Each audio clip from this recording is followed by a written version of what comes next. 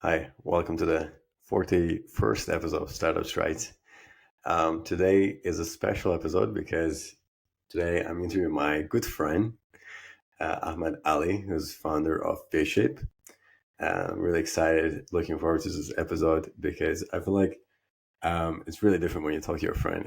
Uh, it's much more, I guess. It's just like talking to your buddy. We're just gonna televise it. So I'm really excited for this. But before we start the questions, welcome, Ahmed. Yeah, thank you so much for having me. And it is kind of like cool, talking to a friend, but in a more professional setting. I think it'll be fun. I'm excited.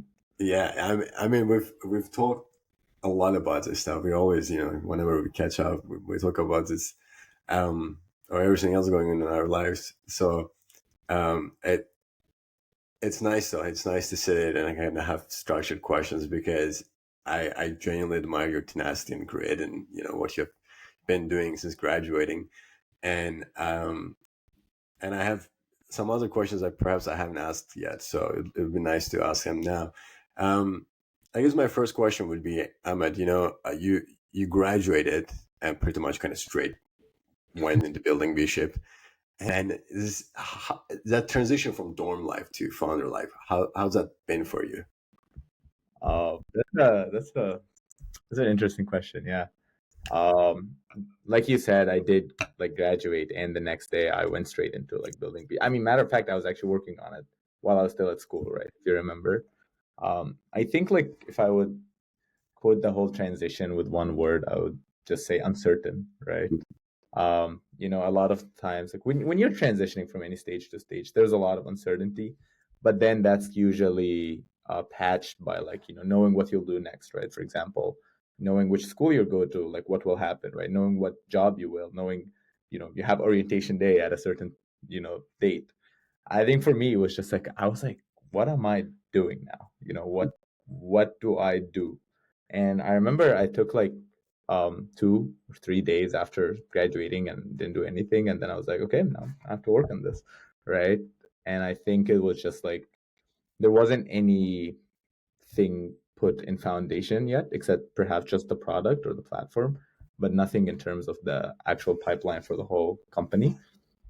And we were like, just have to do this. But what should we do? And 99% of the time, the answer was just, I don't know. And so that's where uncertainty was kind of the theme for that transition. But I think, like a lot of things, when you have all this room for exploration, you do explore. And that's when, you get to have your own decision making, your own creativity in the process. So I feel in a way it was uncertain, but also very liberating, as in I got to do what I wanted to do in almost anything, and a lot of times that was bad decisions. A lot of times it was great decisions. Um, so I think, yeah, like the transition, it was very fun. I got to move and live with my brother, and that was something we've been working on for a really long time. Like we haven't lived together for like almost a decade until then, and that's kind of like what we're trying to do as well with V-Ship, like build something together. He's my co-founder as well, and that was very fun. Like that was a really fun part, and I think like it's kind of what made me really excited about building this thing together. But I will say it was definitely shadowed by just uncertainty. The whole realm, like waking up every day is like what to do next, who do I talk to, how do I get things running, like how do I even put the website online. Like Google shut us down in the first day, I remember. But yeah, I think it was just very uncertain. One thing I'm curious about is I feel like I've experienced that myself to a degree. When you graduate and you see like everybody obviously wants to build a startup these days, right? It's the hottest thing. Everybody wants to do their startup. Everyone wants to be successful with that, but a lot of people don't do it as their kind of first steps. They usually, you hear the McKinseys and Goldman Sachs and etc. Consulting, IB, and then eventually business school, and then hopefully starting the startup, right? But when you went straight into building your startup, did you feel kind of I don't know what the right word for it is, but it's essential like, oh, am I doing the right thing? Should I follow like a more traditional path? Like, am I risking anything? Did you feel that fear or not really? Oh yeah, totally. Like definitely. I think every day. And honestly, like, even until now, get these glimpses, definitely more spaced out than before. But obviously, when every single person in society is screaming at you that like this is what you should be doing, including my parents, right? My parents were so mad when I told them that's what I want to do, and they were like, maybe do it on the side, and I was like, no, I want to do it full time. And I actually had a job offer around a few months after graduating from something I applied to when I was in school, and I had to sit down one of our advisors in the startup, and he was basically like, you kind of have to commit to one of them. And I was just like, you know what, I'll stick to a startup. It was still at the same time when we had a lot of uncertainty. And so when push comes to shove, I realized it was just fear and anxiety. Uh, I think like we're just trained usually to follow the more common path, right? And there's nothing wrong with that. It's very secure, it's very safe, very stable. But for me, I just kind of always felt that a piece of me couldn't resist doing the startup right now, working on VShip. Like every time I would kind of swing to the side of like, hey, go get a nice software engineering position and just like relax a little bit. A, a very huge part of me would just get mad at that thought in my head, right? It would just be very dramatic in a way, but also like I just felt like this is the natural thing for me to do at this point, right? It's just break through the next layer of the more difficult task I can do and fail at it. That could be a possibility. And that's how I managed to comfort these thoughts, because I was like, at the end of the day, I can fail. And then after that, I can think of something else, especially at that time, like, around the time of graduating. And so definitely had the fear part, definitely had it very strongly, but it was just like I also thought about it more logically. Like I can go get something, like you mentioned, people go to consulting, Goldman Sachs, software engineering. But then after a few years, I'll be back to square one. I'll be like, oh man, I want to build a startup, like you said. And I was like, then I would have lost all these years of momentum that I could have trained in, understood the environment, and certainly the last year like has been like, I think the experience I've gotten like was just like unparalleled. And so it was just like full circle. Like I just knew I will do a startup at a certain point in my life. So better just get started with it and get a head start. Got it. One thing, like some people spend 20 years in the space and become like so intimately familiar with the space that, they're like, okay, there's an issue, a clear issue, let me jump onto it and start building a startup around it, right? But I like coming up with a startup idea is a very difficult thing. I remember like for our entrepreneurship module in one of my classes, we had to come up with a startup idea and essentially like, do all the, business, pitch deck, et cetera, et cetera. Like just essentially build a startup, right? And present it. And I remember like trying to come up with an idea was such a difficult process. We had like everything we came up with was like, oh, it's not going to work. It's not really a good idea. We had pivots nonstop. We had dots. We had like restarts. I'm curious, like, what is that like early ideation process was like for you? What was that aha moment when you came up with VShip? Yeah, of course. I will say, there's never a perfect idea. Maybe someone will have it. Definitely not me. Definitely not, anything I've worked on. But there are ways you can make an okay idea great, or a good idea like stellar. And that's where I think like you touched on, like, you have to pivot a lot, iterate on ideas. But what I think matters the most is the cardinality, right? Which direction you're heading into, right?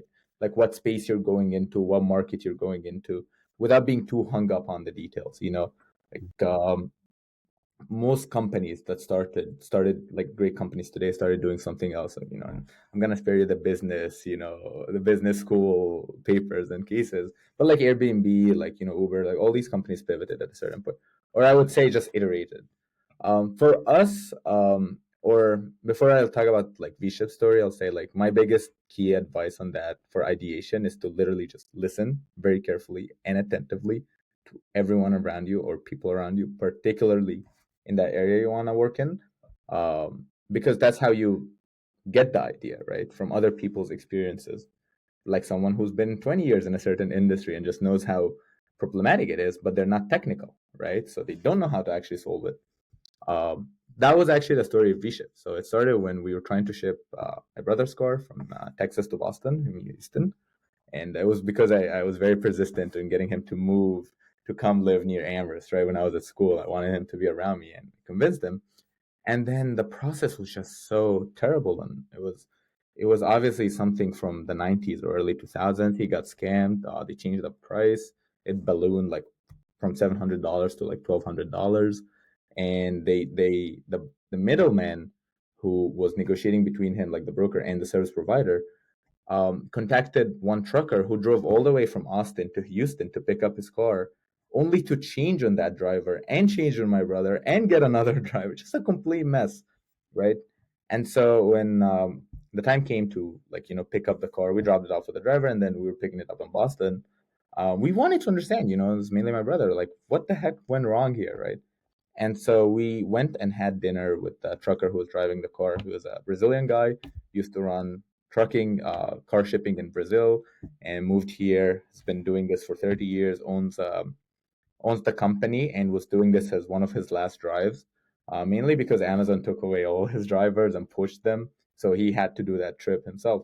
But he has a really good life, right? And so we sat with him. We just asked him about the industry and listened very carefully to all the different nooks and crannies. And I think that gave us a huge head start, because this could have taken us 6 months to do our market research top down, from papers and reading all different analyses.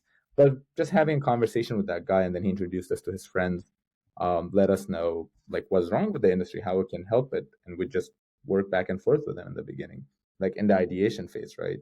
The other part of the ideation phase came when we hit market, and that's when we had to go back and reiterate continuously on our platform, right? And so there are many different kind of ideas of where we can, like, provide value in that market, I will say at this point.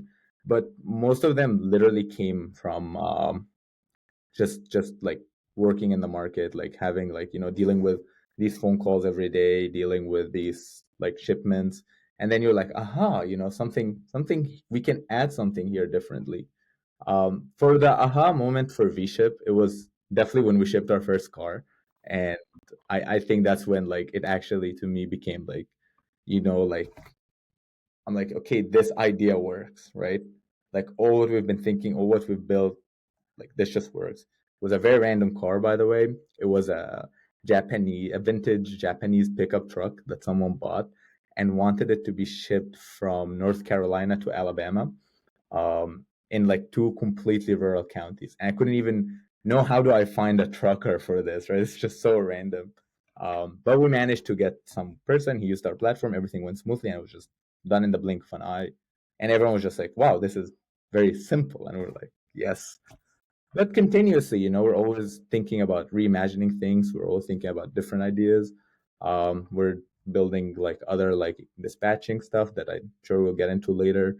But yeah, I think it's just talking to people, listening very carefully, and then, evaluating and assessing the idea from all the frameworks you learned about, right?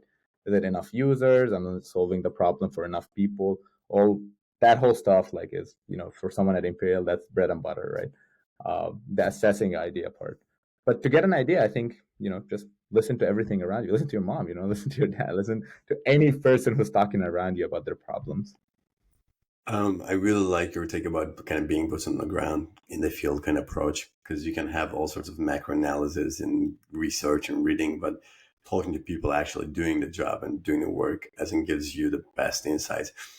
One thing I'm going to ask a quick question before I move on to the other question, but I'm curious about it because you said about listening to people and kind of like getting all the information. How much listening is enough, and like how do you choose who to listen to, because you don't want to listen to everybody and pivot all the time, right? So Right. what's your take on that? Yeah, I think that's awesome. I think listen to your customers. Like, don't no one else. Like, no one else matters. Investors don't matter. Advisors don't matter. Your co-founder doesn't matter in that as much. You yourself don't matter in that conversation, because, man, like, the amount of times I've had very simple classical hypotheses that were just so obvious that they would be correct, and I would just get proven wrong. Just insane. It just taught me to, like, never have any unverified assumptions. Like, you will be wrong on things that are so basic. Like, you can have the best product and people just don't use it for the dumbest reason or the simplest reason, and your brain will just not get that. So that's to how who should you listen to. It's always the customer. I think how much listening, I think that's a really good observation, because there can definitely be too much listening. I think um, usually, I would advise to listen in the conversation for the person's needs. Once it crosses from needs into wants or slight dislikes, then I would say that's too much listening. Mm-hmm. Then you can build the 900 billion features for them, right? If they like, I want this, I want this, I want this, I want this.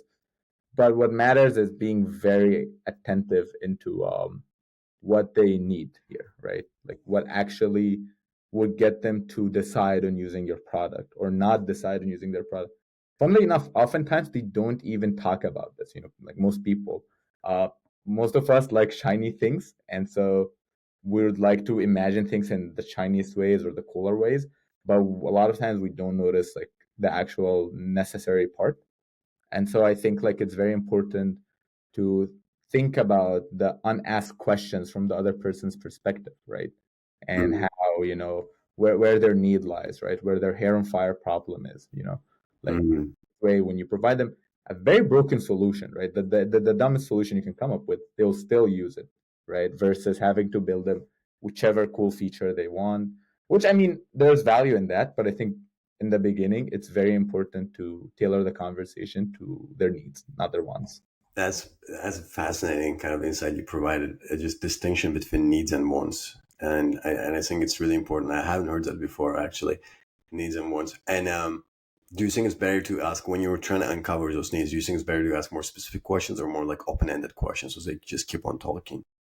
Definitely open-ended. Open-ended questions. There's no rushing the process. Like I remember like one time I was talking with a carrier, and I think the conversation went on for like an hour and a half. I thought it would be like 10, 15 minutes.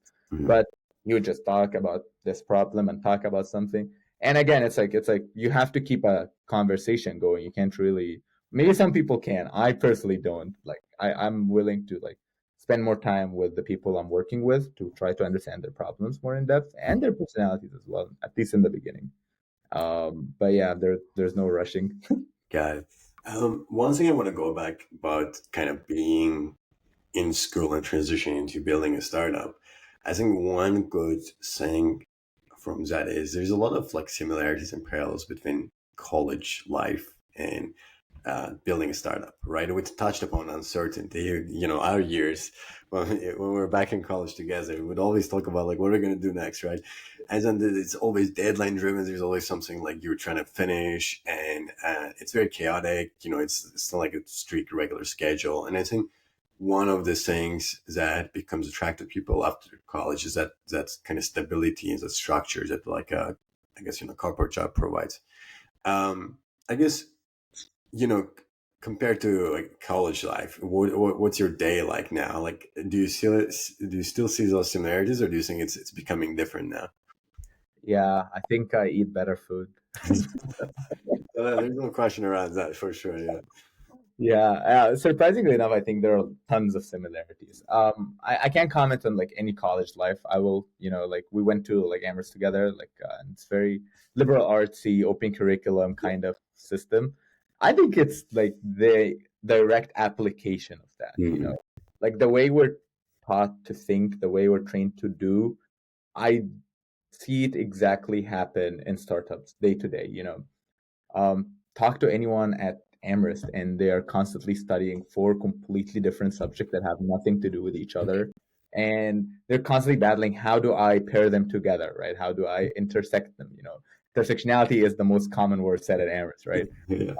In a founder's life, being interdisciplinary and the generalist is, I think, one of the most important skills to have, because you'll constantly be pushed to do things that are way beyond your comfort zone that you have no idea how to do, like taking that one random class that you took, sophomore year, and you'll be expected to do really well, right? You'll expect it to become some form of a subject matter expert on it within a few months. Most of the time, the way to do that is to go talk to people, i.e., experts, i.e., professors, or go read materials on it, most of the time articles or books, to try to understand what that is, right? And so there's nothing similar to that than like what we studied at Amherst, right? And then you'll be expected to quickly change that hat into another hat, right? Like how do you do, P&L? How do you do balance sheet? How do you do all the accounting stuff, right? At the same time, how do you come up with your valuation model? At the same time, you have to code and work on the product tomorrow, right? And then you have to go have a fundraising conversation with someone and, figure out how they speak and become a negotiator. Then a day later, you're doing a sales call. Then another day later, you're doing a customer call for that person you just sold something to. And so you have to quickly adapt to all these different personas and be comfortable in them, be good in them. Obviously, every person has natural dispositions for things that are good or worse at. But in a startup life, you kind of have to be decent and good in a lot of different things. And so to that, I think there's a lot of similarity to what we studied. I actually think it is the direct application of what we studied compared to like a corporate job where a lot of the times you're specializing in one thing. I feel like that's more similar to other kind of schools rather than like how we studied. It is also to me personally, it is very similar to computer science projects where, you are responsible for everything. It's open-ended in a way, and you're always doing one more feature until the deadline. You can never convince yourself that this looks good. You can never ship while being very confident in your product. And so you have this same curiosity. You have this same liberal arts attitude. I will add though that the one major divergence or key difference is it's just generally much higher stakes, right? Like you can't mess up as often. There's no leeway. There are no extensions. Passion. Yeah, but also like if you mess up, like at least for us, like we do a lot of like dispatching, a lot of like freight. Like shipments don't get shipped on time. Things get misrerouted or get into another other places, right?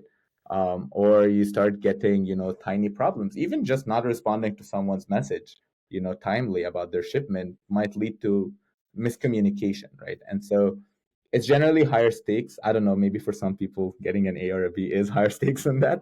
But I think like, when it comes to the decision making part, you have to be more executive and be okay with these consequences. And I mean, obviously more open ended, more room for independence. There's no one really guiding you, no professor to ask. But honestly, I think it's still the same curiosity. Like, funny thing, right now we're working on routing, and it's we're trying to come up with like an algorithm to do it. We're working on it, and it's a very sophisticated problem to solve. It's one of the hardest combinatorial problems in computer science. And what am I doing now? I'm reading papers. Like that's what I'm doing. My co-founder is doing the same. We while we're running everything, whenever we have time, we're just reading papers and literally on the whiteboard are creating graph algorithms the way we did in school, the way you saw us in all these rooms, and trying to solve it. And then we go back, read it a little bit more, try to understand it, and just try to solve it exactly the same way we would do it in college, because that's just how you collect information. And so I think it's very similar. It's very similar chaos, a very similar environment.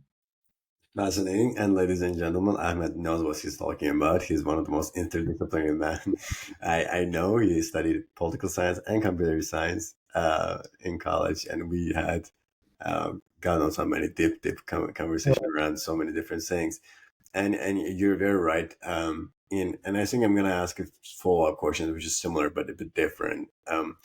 Just like college, changed in a lot of ways the way I think about things and think about life and think about everything else. Really, I'm curious about how has building a startup changed how you think about stuff, right? Whether it's risk, whether it's success, or even who you are.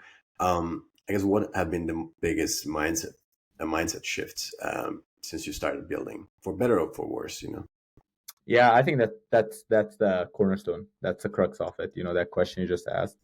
It's the most important question, and it definitely has altered my perception of risk completely.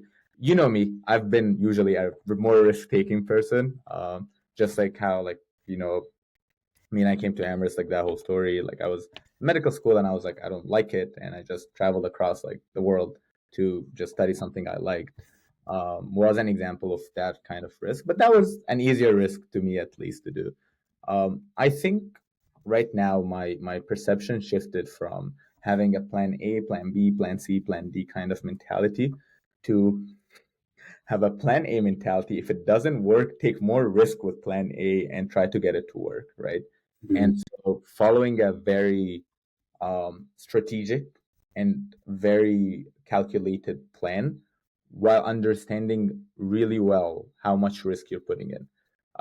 A concept I've been kind of fascinated with recently, statistically, is like risk calculating, right? Risk measuring. And having a way to actually quantifying how much risk you're taking at any decision will do wonders to that kind of to your decision, right? For example, right, should we had take the platform into this kind of market or niche versus this niche? Actually quantifying the risk, putting numbers on it, making it an actual realistic quantifiable entity solves wonders. So that's how important I think thinking of risk is. Just like thinking of it, not even thinking about it, right? And incorporating it into any plan. Doing a form of like just complete assessment of, at any decision of how, what are the threat vectors here, right? What are the avenues of risk here? um, I think just does wonders in everything. Um, but that's more in the decision making. More personally to me, I think risk is everything. And more often than not, the higher the risk, the higher chance that things actually end up paying off. And so usually if you have a decision with 0% risk, 100, in a sample of 100 people, 100 people will do it, right? If the decision suddenly becomes 50% risk, then a smaller portion of that pool will do it. And so you're competing with a smaller portion, but they're more competitive until you raise the risk to, let's say, 99%. Then maybe you'll only have one or two people doing it, right? Maybe only one person. Maybe it's just you doing it. And it's definitely because of higher risk. You'd assume there should be higher payoff. But because there's just a smaller pool of competition here, you're kind of competing with yourself and your belief in your own competencies to do it. And once you've done it, then you've kind of crossed into that other side. And so there's some sort of threshold where if you cross a certain risk limit there, you just have to make things work and just focus on your own self to get things to work. And now worry about all the noise, and kind of cut through that clutter. And so that's where you see, like, that's where you kind of push yourself to the extreme version of like, yourself of doing what should work, because, it's not that it's impossible. It's just like much, much, much higher risk. And to yourself, if you're doing some endeavor like that, you can justify to yourself that you're actually pushing yourself all the way outside of your comfort zone. Like you see in a lot of like high athletic sports, right? Like the stars of the game, they're always doing some unique form of training for it, right? And it's because they know they're taking a much higher risk. But they're the only ones actually doing that training because they're the only ones taking that risk. And so they just have to do that training and focus on getting the job done. And so that's where I think, like risk, like the higher the risk, it might actually not necessarily mean you're at more existential threat, because there's always the human factor where you can push yourself off. The last thing about it is I think we usually have a very strong misconception of risk. Like we're very risk averse as humans by nature. You studied that, so you understand more about it. Um, but we when we think of risk, usually we don't associate, like how bad things can be. We just have an exaggerated version of that. And so I think it's very important to actually have the baseline. Like, someone stuck at a job they hate, like what actually happens if you leave that job, aside from your pride being hit a little bit. A lot of the time for a lot of people, they're like, oh yeah, I have like 6 months of savings, or I can move in with my parents for a little bit. And then you start seeing that it's not as bad as they make it sound, right? And so that's where I think we quantifying risk and thinking about it more, like realistically, like actually putting it on paper, is key to a lot of like great and like doing great endeavors. Got it. It's a really, really kind of interesting way of thinking about risk, like essentially application of this kind of quantitative approach, right? And making it a kind of data point and using it to continue to fulfill your ambitions. That's really cool. I guess very quickly, very briefly, how do you reconcile that with kind of like a psychological feeling of like success and risk, right? Like there's obviously risk as a data point. There's success as a data point, and then there's also psychological killing of like risk and success and all that. And how do you deal with that? Yeah, like mentally, psychologically. Yeah, I think I try not to focus on success or failure, which is like right the opposite side of that coin. I mainly think about risk and whether or not like risk is more like just the anxiety metric. 100% risk means I don't believe that I can achieve this, right? That's what it truly means to me. 0% means I can do that while I'm sleeping. And so regardless of and that's why I try not to think about like, whether if I do this, I'll succeed or I'll fail, but mostly whether I can do this, right? Because I think very rarely do you control the outcome. You can only control the input and hope for the outcome. And it's completely fine, at least at this point for myself, to try things and just fail at doing them as long as it's an honorable failure. Like I know I tried my best. So that's where like, maybe the risk was too high, right? I knew that going in. I tried my best. It didn't work, but I learned all these different things and I made all these connections and I know all these things now and I can just repurpose them into a different, objective. And so I think like focusing on success, winning, losing, failing is just a lot of the times it's just it's a recipe for mental disaster, and certainly I fell victim to it a lot of times. But you can be the best player in any game ever and just lose the final by slipping, right? And so there's just so many factors beyond our control that I think focusing on trusting in yourself and just assessing the risk and not being too crazy with it. Yeah. Not taking spectacular risks that are not paying off, right? Like just when you calculate that, right, when you understand it in your head, you will be more comfortable with your decisions, right? And then working your hardest to get them to work. That's is, the nature of the conversation because I'm talking to my friend. I just noticed that we're 30 minutes in and we even haven't started talking about your startup yet. Um, and that's purely because I'm talking to a friend. It's flowing. But I guess now I'm going to ask you a question about your startup, Bishop. What is it? What are you trying to solve? And why is this now the right time to build it? Yeah, for sure. So the quick one-liner for V-Ship is we're trying to become the one-stop shop for technology in car shipping, right? Why car shipping? It's a huge industry. It's the attainable market of it, right? What we're going for, which are the cars that get shipped between middlemen, between brokers, usually retail or small dealerships. That's a $7 billion market. The entirety of the market is around $30 billion. That's new and used cars being shipped every year.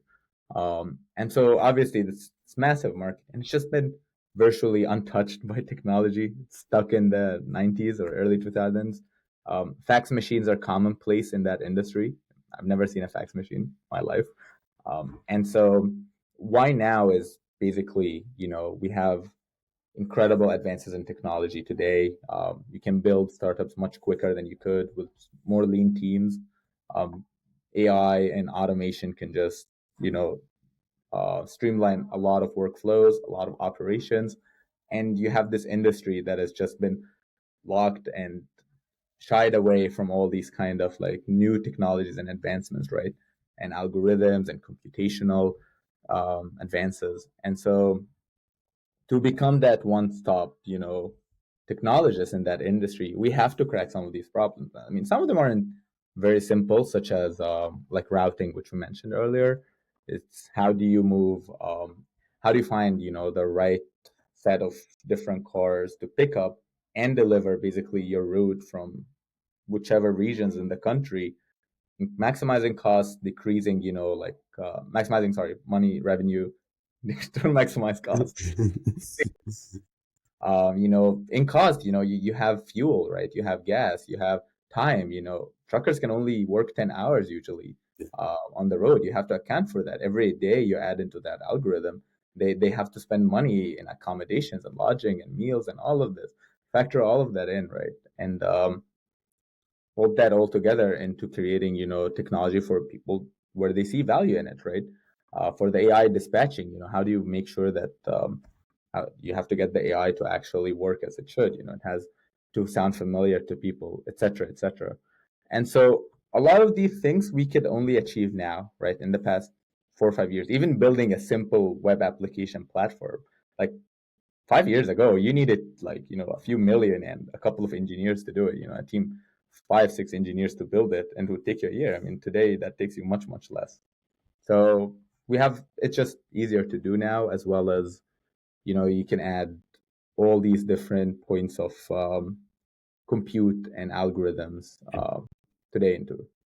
Got it. We're going to talk about the industry itself a bit because I think, there's a lot of potential in legacy industries. I mean, even in healthcare, you see that like things like referrals or like etc. They still use fax, and that's why a lot of startups go after those legacy. I mean, the highest, I personally think, I feel like the biggest potentials and biggest revenue potentials really are in the more unsexy workflows, right?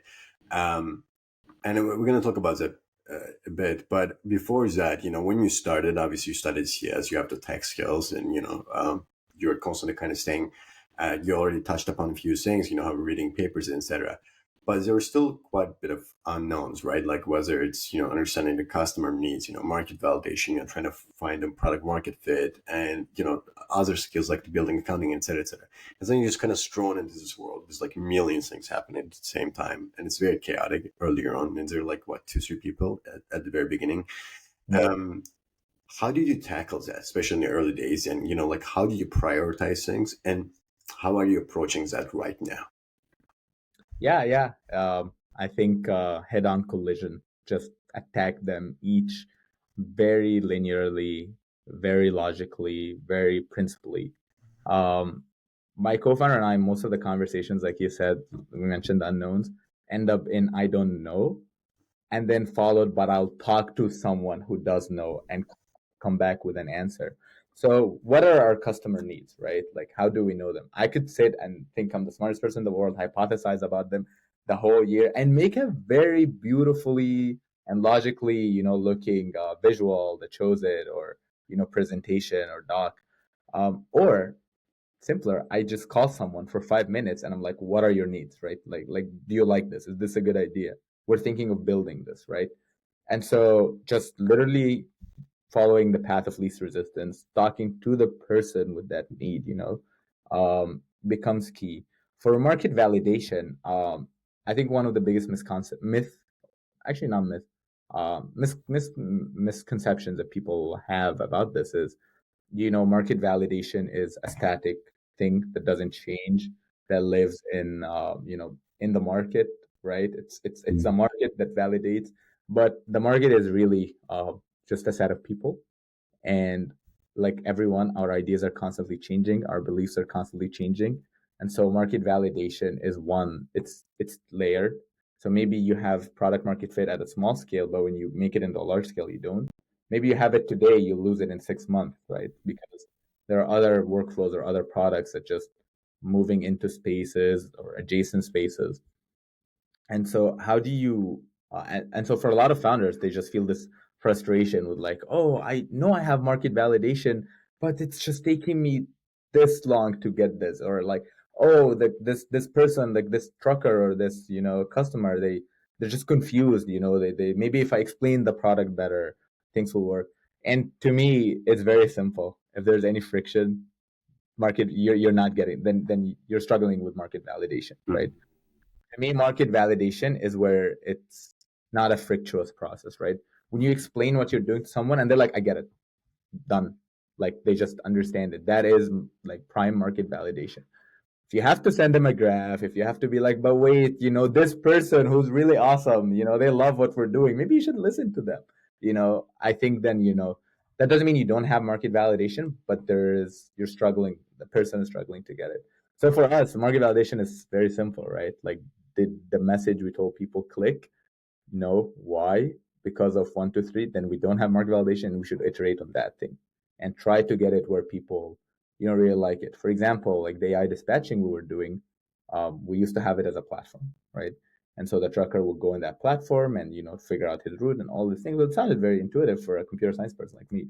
But truckers, they don't really do that. right? What they really like doing is calling someone on the phone, and they do all this stuff for them.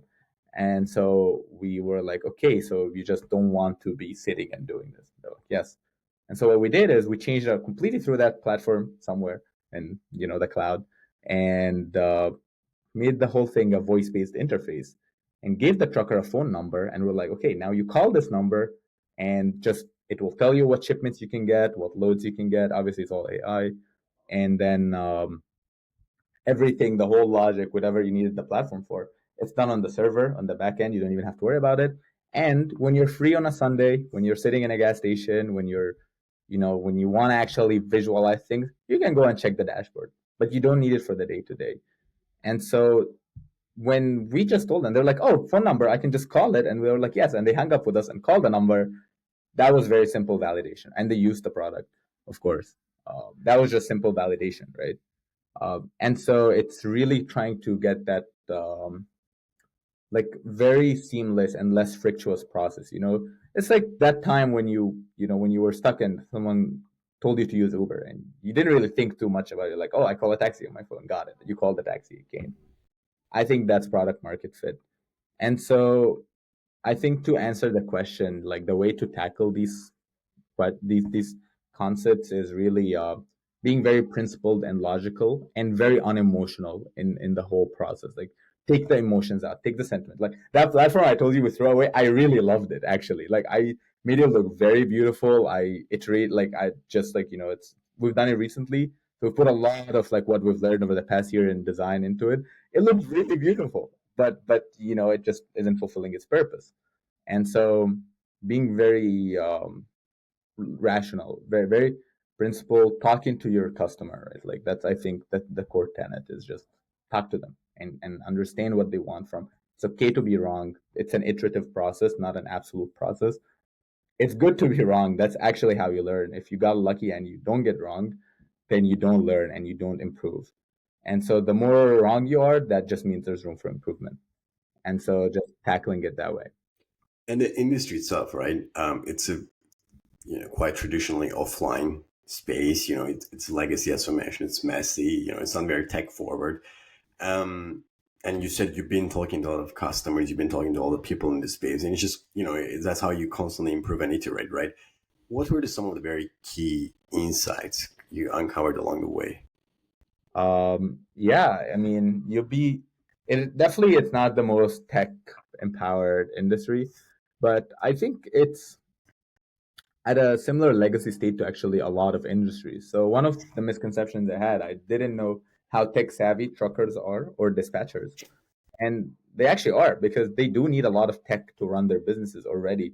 The tech they use is horrible because, I mean, that's what we're trying to fix, right? A lot of it is very outdated and legacy and siloed systems, but they have grown accustomed to using these technology systems. Like the way a lot of bills happen has to be electronic. They have to log a lot of things for compliance with the Department of Transportation. Everything has to be sent. A lot of things have to be sent digitally. It's just they're not put together, all these systems. And so we found that for the most part, whenever we tell truckers about any tech we're doing, they're actually very savvy in dealing with, but there are many incidents, especially with, a lot of truckers can be a little bit older. And so where we had to explain things more thorough. I think the way to do that is just by being very humble and relating to the person more as a person, less than as a customer or anything. Like that is a human that you're trying to help with a problem. The same way you'll be helping your parents or you're helping any person, and dropping the whole salesman-y attitude, YouTube reels, like this is how you do it kind of attitude, and just being very human at it, like very humble. Like ask the person, what are you struggling with? What's the problem? Be like, oh, this, I sent you guys this and I never got it back. And you can see in the system like what fired and what didn't fire. So there's just a misunderstanding there. Instead of being like arrogant about it or flipping off, like just understand that this person has a lot on his plate. Like they're working really hard to get their job done. They're talking to you. They're trying to help you as well make something work, and being very calm, being very like patient. That 5-minute call, might be 50-minute call, and you're helping someone troubleshoot something very simple to you. To them, it might not be. It's very new. And so I think like just relating with people in that part, especially in like, less technology industry, like less tech industries is key to getting things to work. Funnily enough, when you do that, people really like working with you, right? They see that you think of them, that you care because you truly care, right? Like you actually want to help them get something done.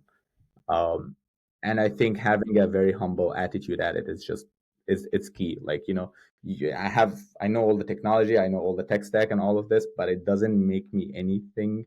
Doesn't put me better than any other person or anything. It's just like I don't know how to drive a truck, right? The guy could explain something in trucking to me, and that actually happens so many times. I just don't understand it, and they have to take long to explain it to me.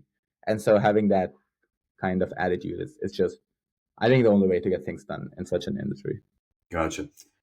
Um, One thing you mentioned, and because I would feel like even in things like healthcare, you see what you often see, right? There's a bit of a resistance in adopting new technology, because there's a way of doing things that's been around for years and decades, and you're like, oh, I don't. And then there's suddenly this young guys who are like, we're gonna change how it's being done, right? And it's it's it's going to be always a bit of like a pushback and resistance, right? And I'm curious, what how do you approach it, and what's the kind of hardest parts of earning trust in such a fragmented kind of like a traditional, and you mentioned brokers to broker heavy market, like how do you approach it, and what's the hardest part? Yeah, it's again, I think like it's a very similar answer to the previous question. Um, Earning trust is difficult, but you have to earn it through your actions. And so when you talk to someone, in any industry, right, it's usually a small industry, no matter how big it is, just everyone knows everyone.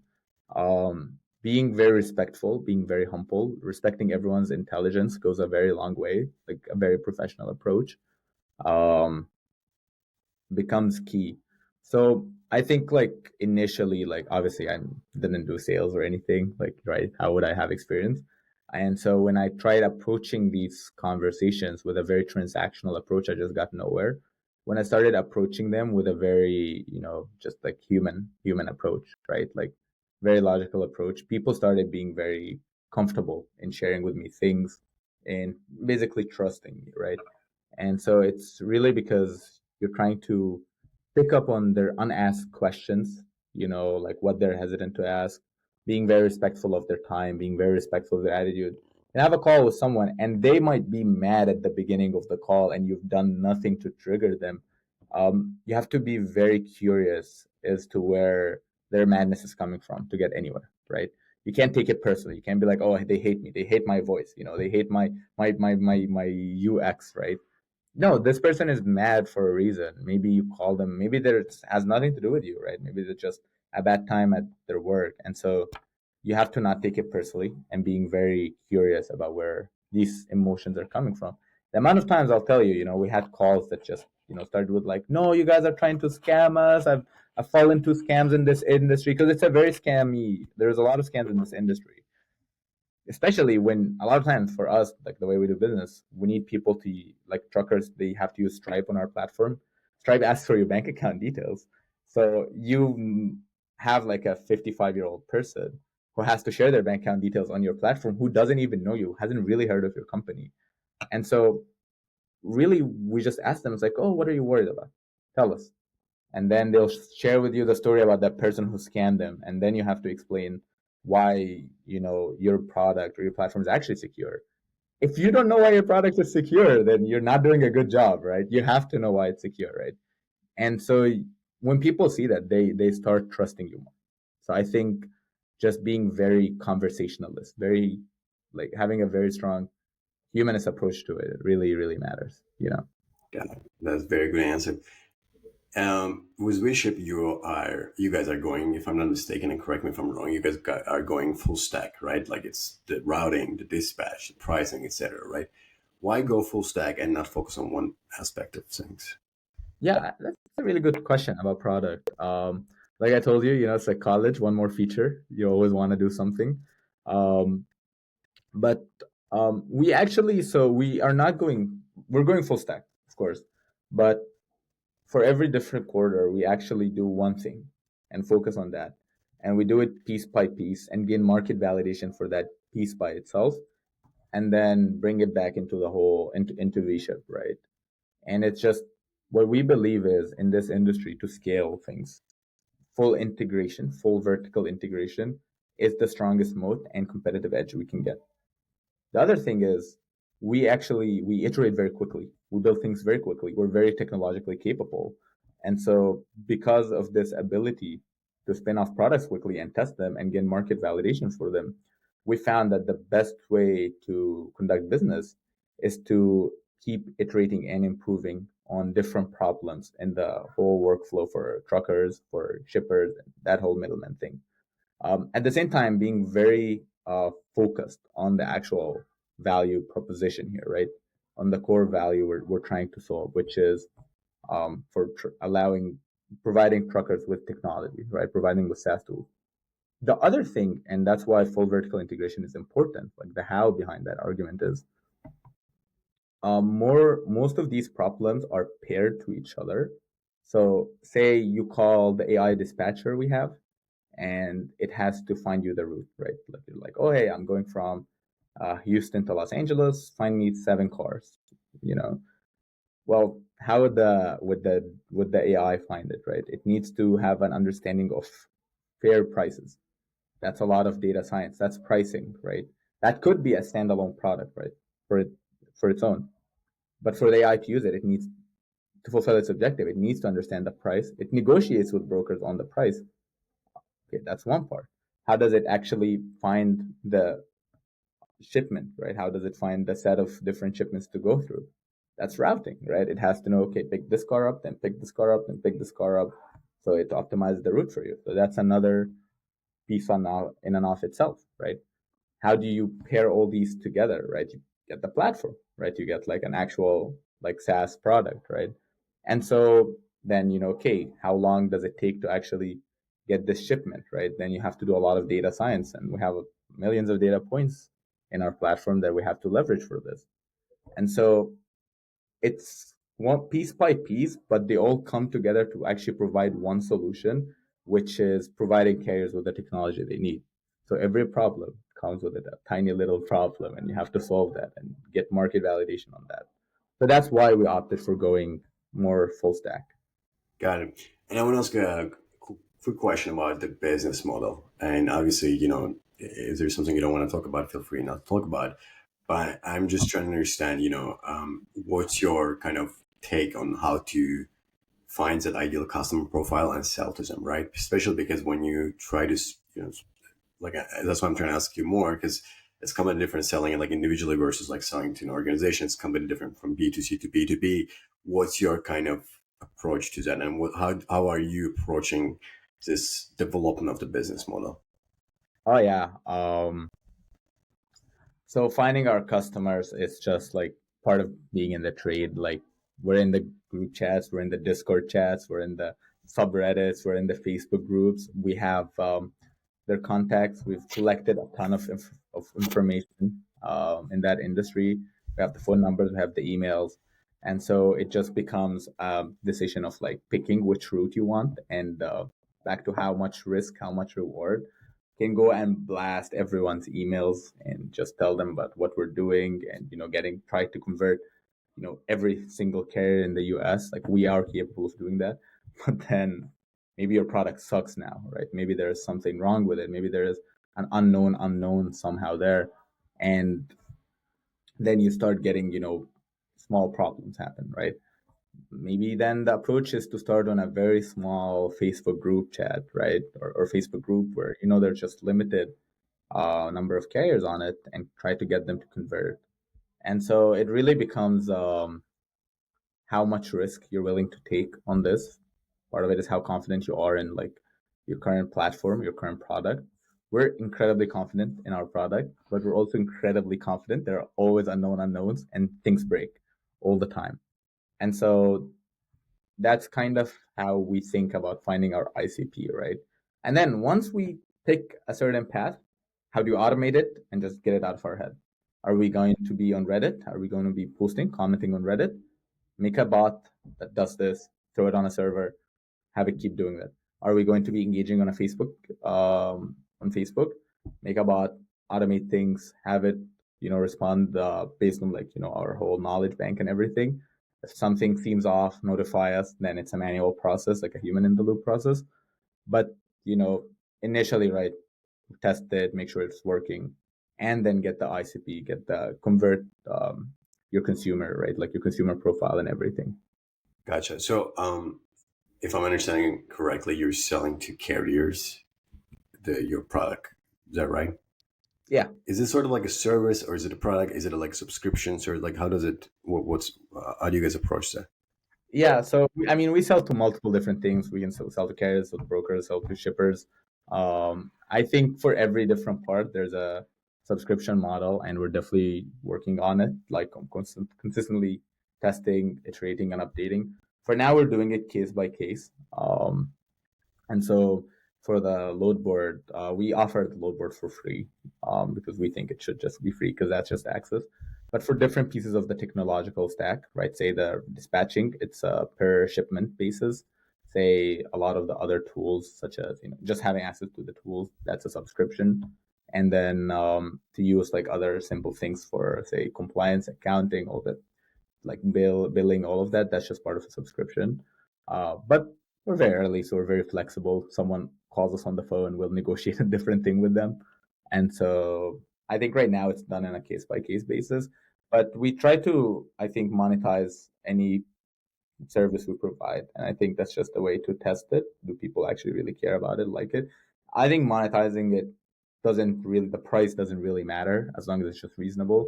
So, I wouldn't obsess if we're shipping, if we're $50 per month versus $100 per month.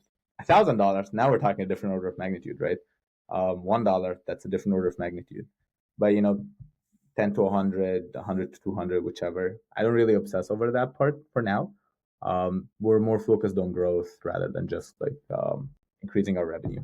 Yeah, that's very fair. And Paul Graham says from YC Combinator, he says do things that don't scale. Your approach of just approaching everything case by case individually right now, focusing on growth is very much like the right approach, right attitude.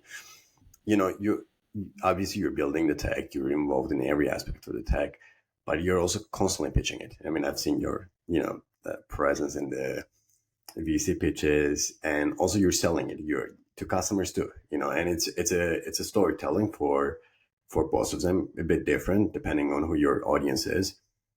What's your approach to storytelling when it comes to customers, when it comes to VCs? How do you approach that? That's a beautiful question. And I think that's also one of the more important questions.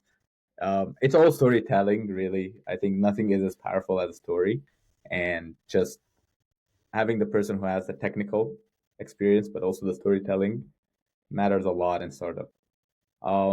So I wouldn't honestly get credit on that fully because I think me and my co-founder are part of that dynamic. We always pitch together as much as possible. Like there has to be like we always prioritize pitching together, and it's because of the dynamic between. And I refer to him as my co-founder, it's my brother, really, right? And it's just always of the dynamic. I think while pitching and business is very important, try our best to just have fun with it. Like actually just have fun with it. Be exciting, not be boring. Tell the story as honestly as possible, but as fun as possible, right? Like don't take yourself too seriously, right? And so that's why when we pitch, we wear funky outfits, we wear funny, styles. We always try to actually wear the same blazer, same jacket, same suits, and it's just a way to have that dynamic. Um, when you're pitching it, you just have to be very dynamic, like on your feet. Every investor is different. Every investor thinks differently. I think having one static pitch just doesn't work because one time you're talking to someone, they're interested in one thing, they're slightly interested in another thing. Just have to read them very quickly and adapt while being true to yourself and being honest.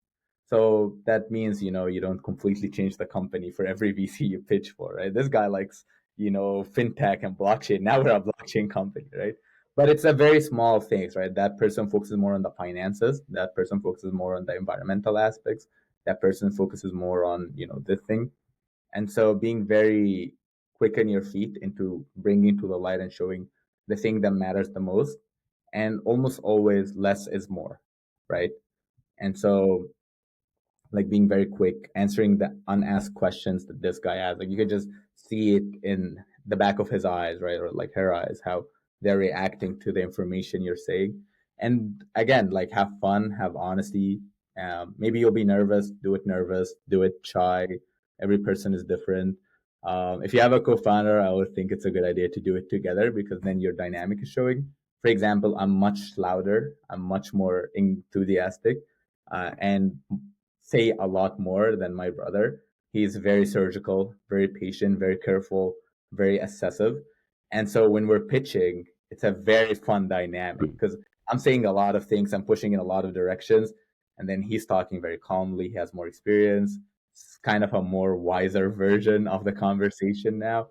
And then, I'm talking about numbers, I'm talking about all these different things, and it creates a very fun environment and a fun dynamic. So yeah, but I think again, like it really have to prioritize making things a story. Like people don't want to sit and listen to numbers. No one wants to sit and listen to why your valuation model is this. Um, I would just say ignore that whole detail part. Just make it a story. Like why did you get started here? What is the problem? What did people actually tell you? Man, I found people care about that the most. Gotcha.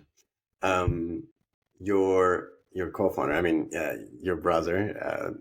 Even though we're good friends, I haven't met your brother yet. Hopefully, when I visit US next time, I'll meet up with you guys.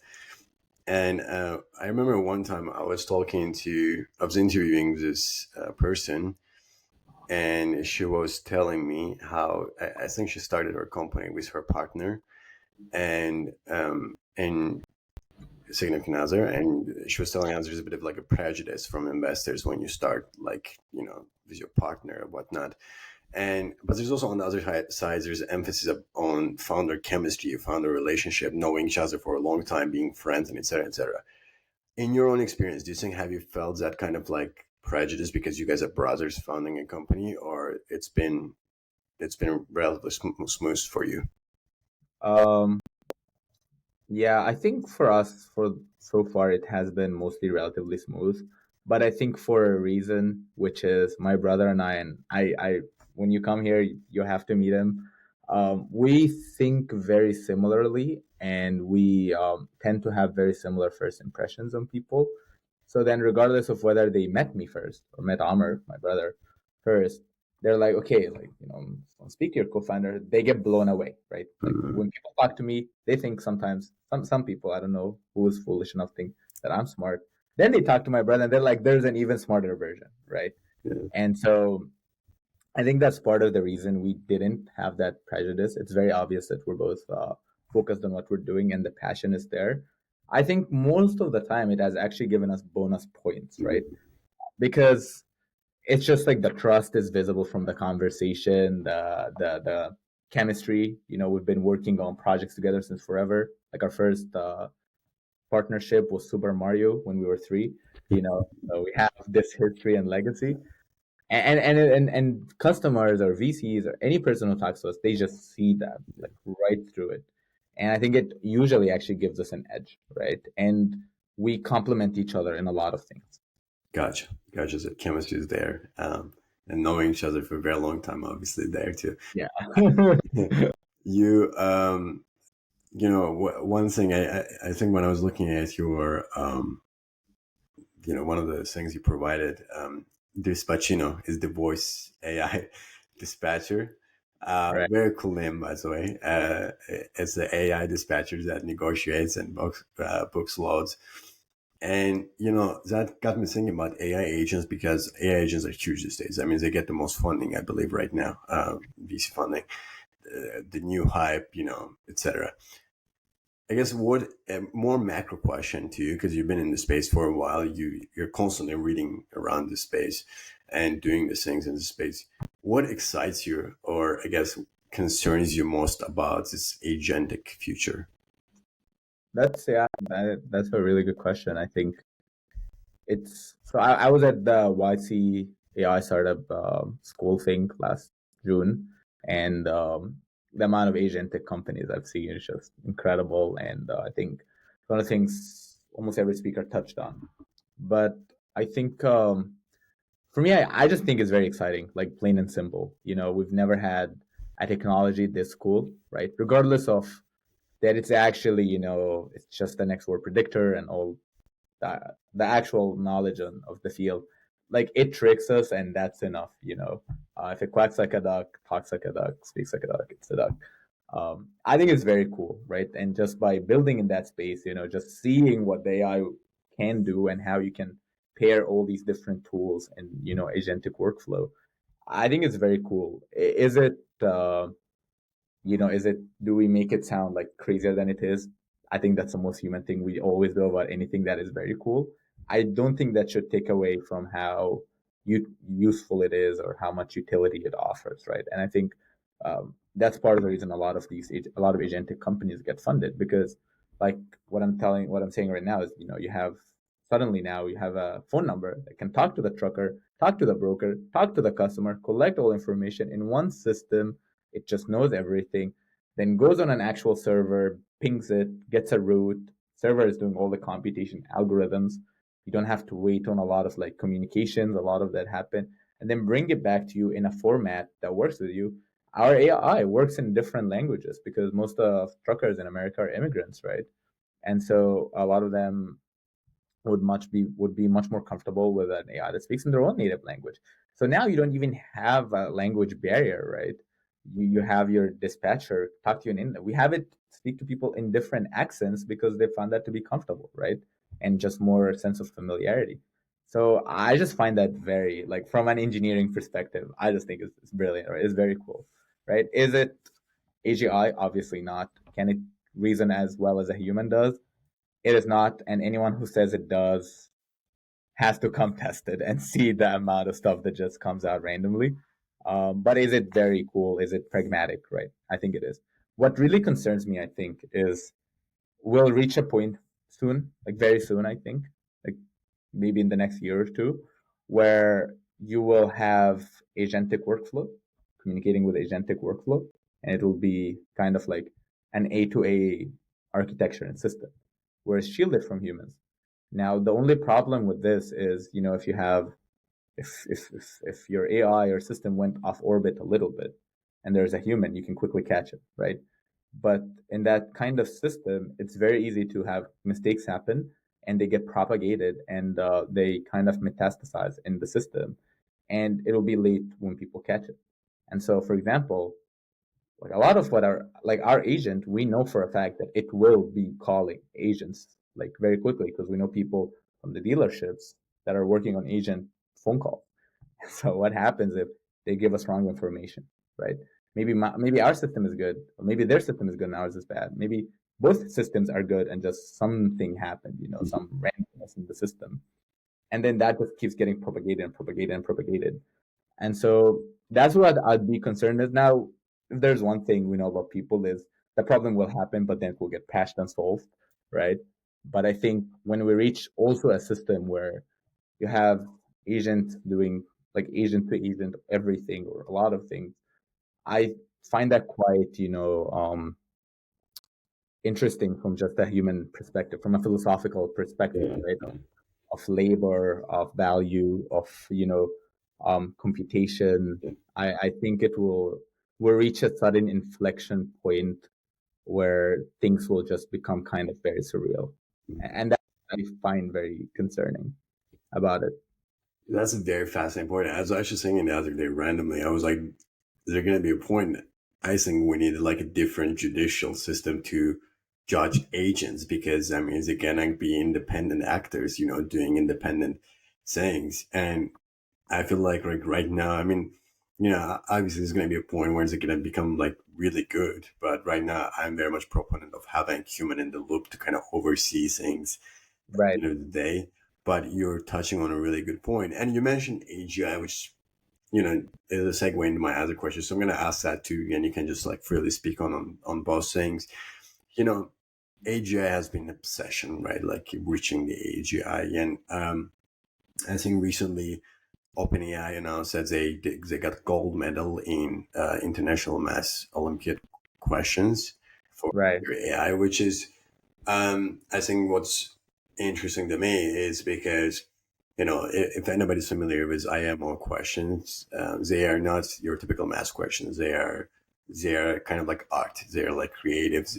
You spend hours to solve them. I mean, you write pages and pages. So it's not like just give input and get the output. No. So I think that's a huge fit. But I think reaching AGI is that process has kind of like slowed down, and people realize that you need way more compute, you need way more capital and effort to achieve that. And if it is ever achievable fully at all, I'm not exactly sure. I'm curious what, and they're obviously trying to justify all this sky high valuations, and this surges in insane funding rounds. I'm curious, like, what are you saying? What's going to be like? What kind of monetization strategies or practical, targeted kind of applications will prevail to justify this AI mania? Yeah, AI mania. It's a really good way to describe it. I mean, I definitely see that. And are the current valuations justified? Who am I to answer, right? I think it's just reached a level where this has things are just skyrocketed and keep skyrocketing. Like we hear about seed startups starting already past a unicorn And valuation. 2 billion, yeah. Yeah. So yeah, I don't know how that would work. I think we're pushing a lot of this. A lot of this is really testing our understanding of the systems we live in, right? Like our understanding of value. How is value created, right? How do you quantify value and cost, say, of labor in an autonomous economy, right? How do you justify return on investment on a project that is predicted to automate everything or pretty much every endeavor? Will people even have money to pay you at this point? Like, what will be our conception, right? How do you justify $1 trillion valuations for companies with, you know, like having like just a company having a sizable share of the market, right? Where is this money coming from? Who is it going to? How do you get that 10x or power law that VCs expect in, in all these endeavors? I think that will be very, I think we'll reach a point economically where this will have to answer that question. I don't think it will be pretty. Um, but like, things, economies bust, boom, all these things happen. But that's definitely beyond my understanding. For the application that I think will thrive, it's really like logically thinking about it, right? Like just like principal math. It will be where it will be products where the delta of your outcome, where the time your product saves, the errors it avoids, the revenue it unlocks, the cost of labor to produce it, the engineering, all of this stuff, investment, times how many users your product would use, the willingness for people to pay for it, has to beat the bill, right? Like the cost of producing it, right? Like you and today, I think the bill is just compute for the most part, right? Your marginal compute bill.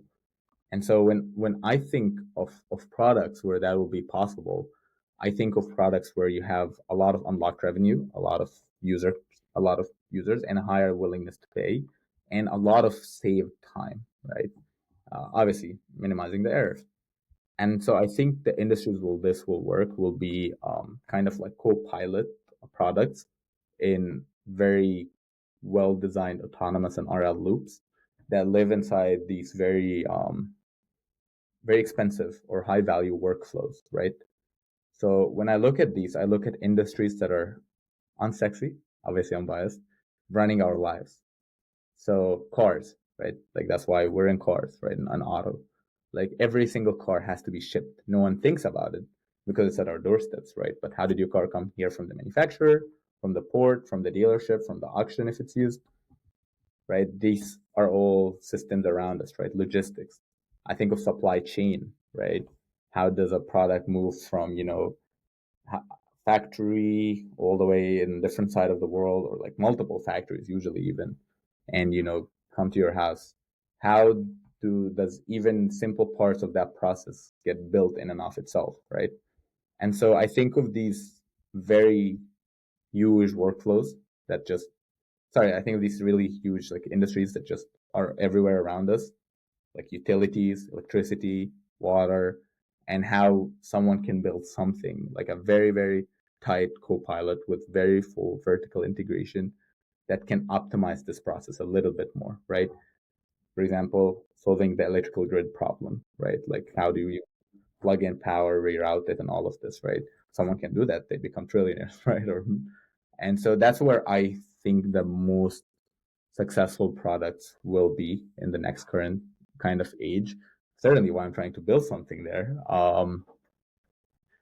I think obviously the simplest thing that will work will be the companies or entities that sell the AI, right?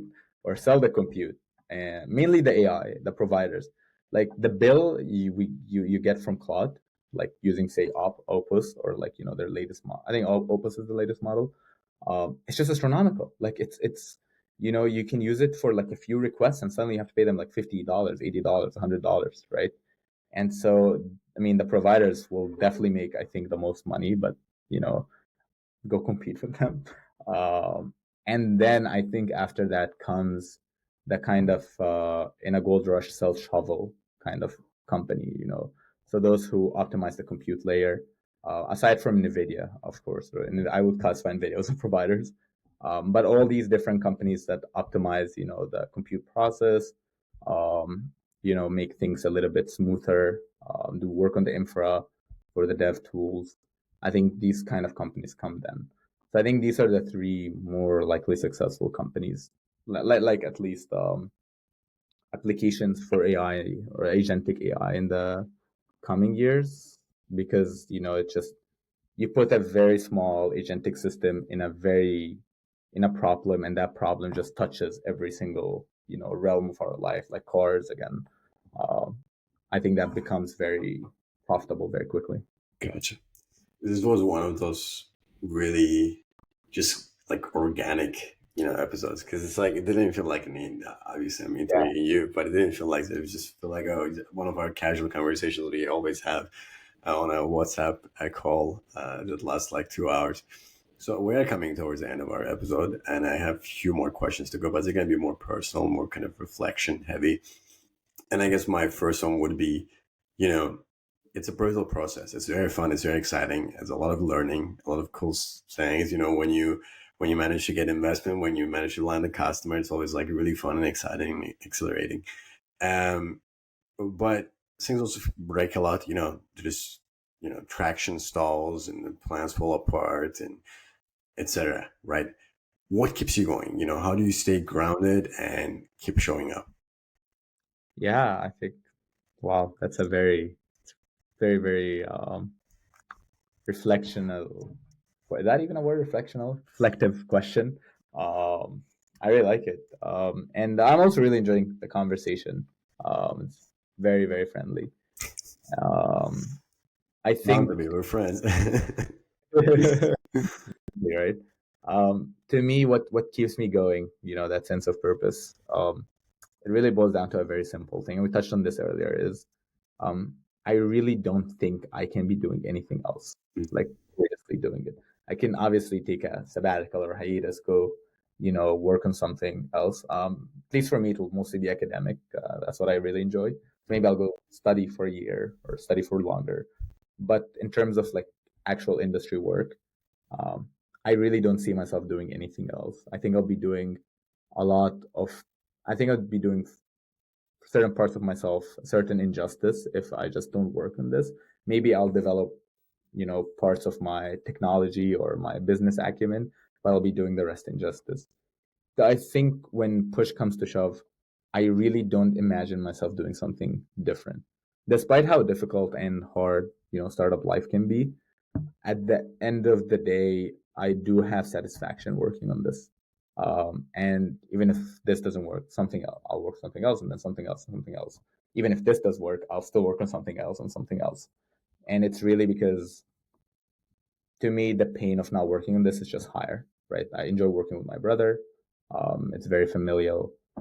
And so I think that kind of gives me, I think it's the process itself is the purpose for me. I'm in it for the process. Like I want to be solving problems. I want to be commercializing that solution. I want to be doing something way beyond my comfort zone that is just pushing me and forcing me to adapt every single day. And if I don't do something like that, I'll just be bored. Like I'll just maybe I'll have, maybe I'll have less stress. Maybe I'll have more time to go spend it on other things in my life, but I'll just be bored. Like I think knowing myself, I think I can speak for my co-founder as well. We talk about this all the time. It's like, what will I be doing, right, with my time? Okay, maybe I'm making whatever amount of money and I have like this time. What will I be doing in it? And so I think it just feeds on this energy inside me where I just want to constantly be solving problems, testing myself and pushing it. And just, I'm really enjoying the process. So yeah, I think that's kind of what keeps me going up is that. Got it. I am very invested in your success as a friend, but also in Bishop's success. Genuine. Like I always ask for updates, and if I was a VC, I would invest my money for sure. Um, I guess what should we expect? In the coming few years, in the coming 5 years, you tell me the timeline. What kind of news? What kind of should we expect for Bishop? What's next for you and for Bishop? A lot of that's you're very kind. That's a very interesting questions because I think actually in startups most of the time, um, you're not focused on a very long-term vision because it is the realm of uncertainty. You become comfortable with dealing with that uncertainty. And so what can I say about what we'll be doing in 5 years? I don't think I've even been asked that question from investors. It's usually like much shorter frame. But I think what I imagine is we become um, the main cog in car shipping in the US at least. Maybe it's a bit too optimistic thinking globally. More realistically, the vision in globally is you should be able to order a car from Japan, a used car from Japan. If you like Japanese cars, and it shows up to your doorstep, Mm. like the way you can order anything from anywhere in the world, right? And it's inspected, everything works there. But that's obviously on a longer time frame. For now, we want to be the platform or the server where every single car that got shipped in the US in that year has had to been rerouted through us, has had to had its logistical journey invested in through VShip, right? We want to make the system smarter. We want to empower carriers. We want them to make more money with our systems. On average, say for a 1,500-mile trip, carrier would make $8,000. With us, they would make $12,000 right now. We want to make that as much as possible, right? We want them to have the highest take home. And so to do that, we want to become, again, this logistical centerpiece, right? Like the missing part of the puzzle in car shipping. And then after that, can expand into other verticals similarly, or more globally, more regionally. You'd be surprised the amount of demand we get for shipping cars internationally already. But yeah, that's what we imagine VShip to become. And I really hope it goes just the way you want it to go. I guess I'm gonna ask my final question, Ahmed, and it's been a pleasure, talking and discussing all those things. But there's gonna be people, who might be in your, in your shoes right now. Not right now, like when you were back in college, thinking about not pursuing a job in consulting or like software engineering, etc., and just like starting their startup right out the gate, and they're gonna watch this episode, and I guess I'm curious, what kind of advice would you give to those kids, to those people? Yeah. I know so many things come to mind.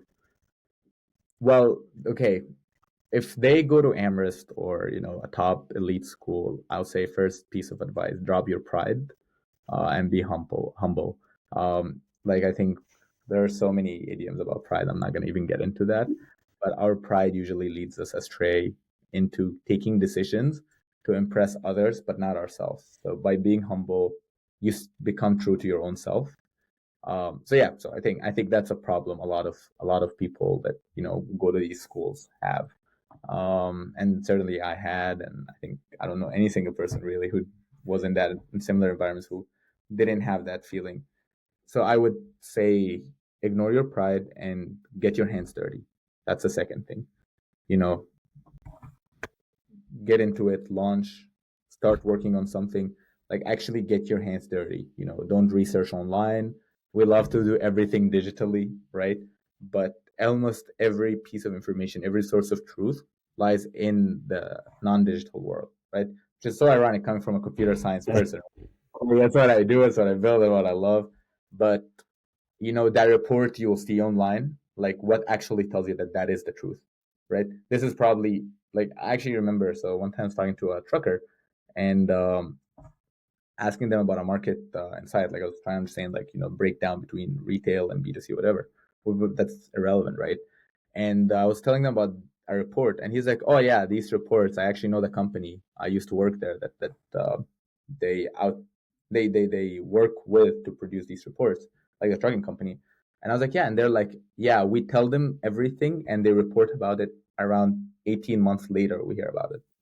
That's how long it takes from the information flowing a lot of times from the source of information, which is the person on the ground, to the higher up, and then the higher up, and then the higher up, all the way until a fancy report gets done by McKinsey about it, right? And so it's much faster, much simpler, much easier to just get your hands dirty, whichever industry you want to work in, sector, call the people who know things and talk to them, invite them for lunch, for dinner, coffee, and just talk with them very humbly, the way we're talking to each other right now, right? You're asking me questions, I'm answering. Most people are, will be the same. So yeah, I think ignore your pride, get your hands dirty, and then the last piece of advice is iterate rapidly. Like fail fast, fail quickly, work again about something different. Like fix your hypotheses, iterate again, fail rapidly, improve, and it's just like that leads to a higher moving average. Maybe locally you think you're failing, but trust me, like on the long term, your average is significant, is improving, right? And it's a step by step improvement. It's I think that's kind of the recipe I like to think works. But yeah, I think this would become, like kind of ignore your pride, get your hands dirty, iterate much faster. Got it. And I think the last point very much. I agree with all the points. And last point, I think, I was a biochemistry major, and I see all the parallels between the scientific process and the startup, right? It's just a much accelerated version of it, right? Doing the hypothesis experiments and improving and codifying best practice, etc. Ahmed, it's been a very informative conversation, especially because I feel like, you like, it's different talking to you, and it's I'm learning. And I think one thing that really stuck with me about the needs versus wants, and I'm just gonna like kind of repeat that so I don't forget it. Thanks so much for your time. I appreciate all your insights, and good luck with everything, especially with Bishop. Thank you as well. You're very kind. I really enjoyed the conversation. You're a killer host, man. And yeah, it was. No, thank you. I really enjoyed this. It was very fun. Thank you. Take care.